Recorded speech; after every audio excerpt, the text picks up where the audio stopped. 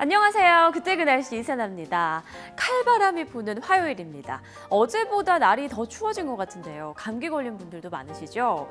갑자기 이렇게 기온이 떨어지면 심혈관 질환을 앓고 있거나 또 면역력이 약한 우리 어르신들, 또 아이들의 건강에 특히 적신호가 켜지기 쉽습니다. 이번 주 후반까지 이렇게 추위가 계속될 것으로 보이니까요. 당분간은 좀 체온 관리에 각별히 주의를 기울여 주시기 바랍니다. 자, 오늘 그때 그 날씨는요, 1988년으로 한번 가보겠습니다. 먼저 그날 날씨부터 살펴볼게요. 온나라 구름 조금 낀, 가을이 거의 끝나는 이맘때 날씨는 비가 잘 오지 않고 이렇게 구름만 끼는 날이 많습니다. 자, 그럼 기온을 조금 자세히 살펴보겠습니다. 자, 이날 서울을 비롯한 대부분 지방, 중부지방을 중심으로 영하권으로 기온이 떨어졌네요. 서울은 영하 1도로 출발해서 한낮 기온이 12도까지 올랐고요. 대전도 영하 3도로 출발해서 한낮 기온은 13도, 청주도 영하 4도에서 낮 기온은 14도까지 오르면서 일교차가 무려 18도나 크게 났습니다. 일교차가 1도 날 때마다 혈압이 1.3ml Hg 상승한다고 합니다. 이렇게 18도나 벌어졌을 경우에는 혈압이 평소보다 20ml Hg 가까이 오른 셈이죠. 이런 날 정말 주의하셔야 합니다. 무슨 일이 있지는 않았을까 괜스레 걱정이 되네요.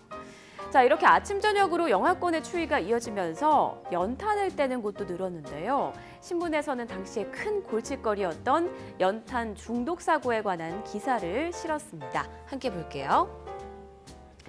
시장 상인들 만성 연탄가스 중독. 각 가정에서 일어나는 연탄가스 중독도 물론 문제지만 하루 종일 연탄 앞에서 일하는 우리 시장 상인들의 문제도 만만치 않았습니다.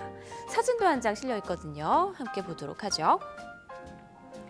네, 한쪽 구석에는 연탄이 한가득 쌓여 있고요. 또 한 남성분께서 여러 개의 연탄 구멍 앞에서 연탄을 갈고 있는 모습이 지금 나와 있습니다.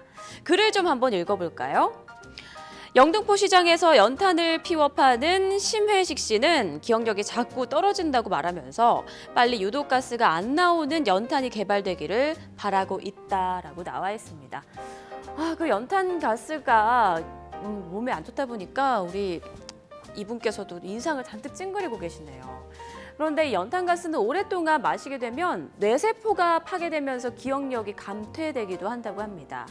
91년도쯤 이때보다 연탄가스가 조금 발생하는 연탄이 개발되긴 했지만 이분의 소원인 유독가스가 완전히 없는 연탄은 사실 지금까지도 발명이 되지 않고 있죠. 아직도 쪽방촌이나 곳곳에서 연탄을 사용하고 계실 텐데 연탄 중독 사고가 발생하지 않도록 각별히 조심하시기 바랍니다. 자, 그럼 다음 기사로 넘어가 볼게요. 감미로운 음성의 매운 풍자 실어. 제목만으로는 어떤 내용인지 잘 이해가 안 되실 텐데요. 바로 성우 배한성 씨에 관한 짧은 인터뷰가 실려 있습니다. 여기 배한성 씨 보이시죠? 배한성 씨는 국민 성우, 목소리의 마술사, 천의 목소리 등 수많은 수식어를 갖고 계신데요.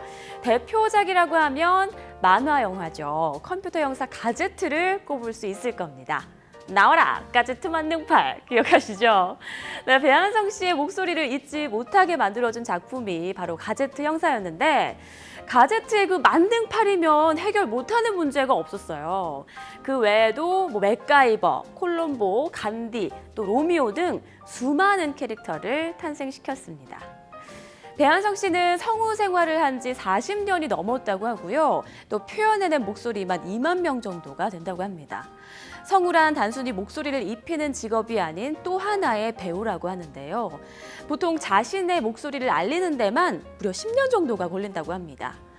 국민 성우가 된 배한성 씨는 그동안 얼마나 많은 노력을 해왔을까 새삼 대단하다는 생각이 들고요. 또 동시에 지금도 다른 인물의 뒤에서 목소리로 연기하는 수많은 성우분들에게 응원과 또 박수를 보내드리고 싶네요. 지금까지 그때 그 날씨의 이세나였습니다.